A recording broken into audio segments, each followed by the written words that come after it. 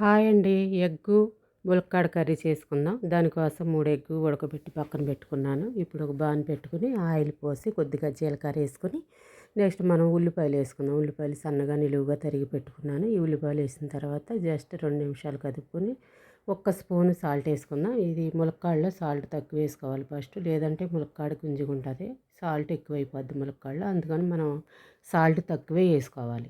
ఇగోండి ఇప్పుడు ములక్కాడలు వేసాను. ఇప్పుడు కొంచెం ఒక్క స్పూను అల్లం వెల్లుల్లి పేస్ట్ వేసుకొని బాగా కదిపి మనం పసుపు కారం ఇవి వేసుకుందాం.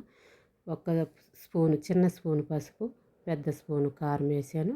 ఇప్పుడు ఒక 3/4 గ్లాస్ వాటర్ పోసుకుందాం. ఇవి మూత పెట్టి 2 నిమిషాలు మగ్గనిస్తే ములక్కాడ ఊరికనే ఉడికిపోద్ది. మనం ఎగ్ని ఉన్న పళంగా ఘాట్లు పెట్టి వేసామనుకోండి, ఆ టేస్ట్ వేరే ఉంటుంది. అలా కాకుండా 2 వాట్ల కింద ఇలా కోసి వేసుకున్నాం అనుకోండి, చాలా బాగుంటుంది. గ్రేవీ ఇదిగోండి ఉడకబెట్టి టమాటా గ్రేవీ చేసుకుని మ్యాక్స్ చేసుకుని వేసుకున్నాను. 2